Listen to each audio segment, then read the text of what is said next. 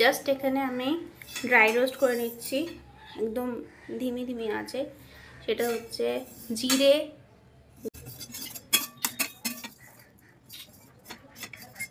তো আমি এখানে বাদাম, লঙ্কা আর আদা ওটাকে ব্লেন্ড করে যে গুঁড়োটা হয়েছে ওর মধ্যে দিয়ে এটাকে ব্লেন্ড করবো। আগে বাবা টমেটোটা আনুক তারপর।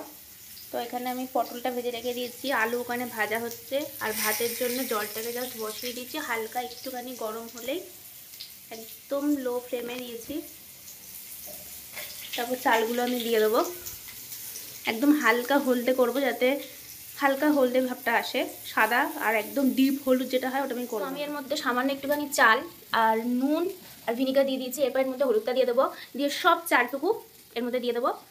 তো যতটা পরিমাণ জলের দরকার ছিল আমি দিয়ে দিয়েছি। আর দেখতেই পাচ্ছ যে ট্রেনটা হচ্ছে ইয়েলো ম্যাজিক, সেটা আমি এখানে করছি। জানি না আজকে কী করছি, কারণ আমার কোনো আইডিয়া নেই, না বিরিয়ানি করছি না পোলাও করছি, দুটোকে মিক্সড আপ করছি। তো যাই হোক, এখানে আলু প্রায় হয়ে গেছে ভাজা, আলুটাকে তুলে নেব, দিয়ে পটলগুলোকে ভালো করে ভেজে নেব। মা গেছে দোকানে, মা দোকান থেকে ওইখান থেকে একেবারেই মুনকে দিয়ে পনির আর ওদিকে টমেটো যে দরকার ছিল ওটা আনবে। আর আনফর্চুনেটলি তোমরা ভাবতে পারো যে আজকে কি ব্যাপার, যে এত আজকে হলো রবিবার আর আমার আজকে মন হয়েছে যে আমি আজকে পনির দিয়ে নতুন কিছু বানাবো। তো আমার ইচ্ছা করছে বিরিয়ানি বানাতে, কিন্তু মা বলছে পেঁয়াজ আর গার্লিক ব্যবহার করা যাবে না, কারণ এটা ব্যবহার করা যায়ও না, রাতে রবিবার বললাম নিরামিষ খাওয়া হয়। তো সেই কারণে ভাবছি পোলাও করবো, কিন্তু পোলাওতে হলুদ দিতে লাগে, মিষ্টি দিতে লাগে, আমার মিষ্টি ভালো লাগে না, আর ঘরেতে কারোরই মিষ্টি ভালো লাগে না। সেই জন্য ভাবছি যে পনিরটাও আছে, তার মধ্যে বিরিয়ানি আর পোলাওটাও কোনটা করবো কনফিউজ হয়ে দুটোকে মিক্সড আপ করে কিছু একটা আজকে হজবরলা করবো। যেটাই করবো তোমার সাথে শেয়ার করে দেবো। আগের দিন জানো এই করে করে তোমাদের সাথে ভেবেছিলাম যে একটা বিরিয়ানির রেসিপি করেছিলাম পনিরেরই, ভেজ বিরিয়ানি। তো কিন্তু ওর মধ্যে আমি অনিয়ন আর গার্লিকটা আর কি ব্যবহার করেছিলাম, ভেবেছিলাম যে শেয়ার করবো, কিন্তু আনফর্চুনেটলি জানি না কি করে অর্ধেক দিকে ভিডিও সব পুরো একদম হেজি হয়ে গেছে বলে ওটা তো করতেই পারি। তো এখানে ভাত ফুটে গেছে দেখতেই পাচ্ছ, একদম কম আঁচ করে দিয়েছি, মাঝখানে মিডিয়াম হাই করে দিয়েছিলাম। এখানে হলো আমার পটল ভাজা ডান। তো আসুক পনিরটা নিয়ে আমি তোমাদের তারপরে শেয়ার করছি। পনিরটা জাস্ট কিছুই না, একটুখানি হালকা তেলে সটে করে নেব, দিয়ে ওখানে টমেটো দিয়ে এটাকে পেস্ট বানিয়ে নেব, দিয়ে এবার তারপর তোমরা দেখাচ্ছি প্রসিজারটা আমি কী করতে চলে। তো ভাতটাকে নামিয়ে নিয়েছি, ভাতটা একটু বেশি স্টিকি হয়ে গেছে, কারণ জানি না কেন কী ব্যাপার হচ্ছে, হয়তো ওভার কুকের জন্য হয়ে গেছে। তো যাই হোক, এপাশে ঘি আর একটুখানি তেল আমি দিয়ে নিয়েছি। এরপর যে মশলাটা আমি তোমাদের দেখিয়েছিলাম ভাজা করা আছে, ওটাকে জাস্ট আমি টমেটো দিয়ে ভালো করে পেস্ট বানিয়ে নিয়েছি। এটাকে এবার তেলের মধ্যে দিয়ে দেবো, দিয়ে ভালো করে কষাবো। তো দেখতেই পাচ্ছ এখানে মশলাটাকে ভালো করে কষছে, যতক্ষণ না তেল ছাড়ছে ততক্ষণ আমি এটাকে ভালো করে নাড়িয়ে যাবো। তারপর আমি এর মধ্যে দিয়ে দেবো জল, তেলটাকে বেরো, তারপর আমি এর মধ্যে দইটা দিয়ে দেবো। সামান্য অল্পই দেবো, কারণ আমি যতবারই দই দিচ্ছি ততবারই দেখি বেশ কিছু টক হয়ে গেছে জিনিসটা, তো আমি একদম সামান্য দেবো আজকে, ক্রিমিটা হয় আর কি গ্রেভিটা। দেখতে পাচ্ছ খুব ভালো করে, আর এত লাল হওয়ার কারণ একটাই, কারণ আমি সব লাল লঙ্কা ব্যবহার করি, একটাও সবুজ লঙ্কার মধ্যে দেয়নি।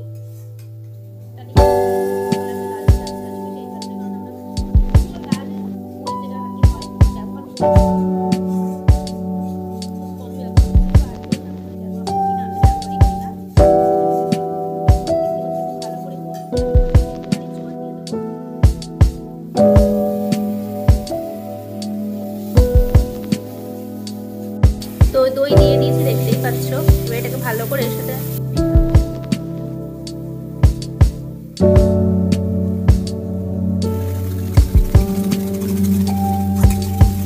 তো আমি এর মধ্যে আলু আর পটলটাকে দিয়ে দিয়েছি, দিয়ে ভালো করে মশলার সাথে একদম মাখিয়ে নিচ্ছি। এবার আমি এর মধ্যে দিয়ে দেবো পনিরটা, যাতে পনিরের মধ্যে মশলাটা ভালো করেই ঢুকে যায়।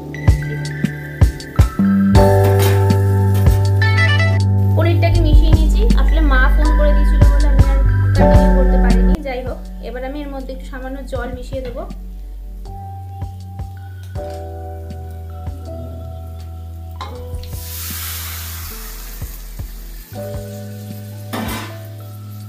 মশলার একটু অল্প জল ছিল, সেই জলটা দিয়ে দেবো।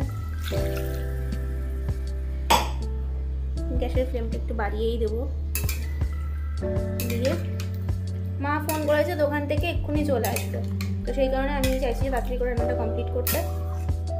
এই যে কালারটা তো ভালোই এসছে, জানি না এখন টেস্টটা কেমন হবে, কারণ আমি এমনি ভাতটাকে তার মধ্যে মা ফোন করেছিল, যেটা বললাম আর কি, তাই রাত্রি করে রান্নাটা আমি বসিয়ে দিয়েছি ফুল ফ্লেমে।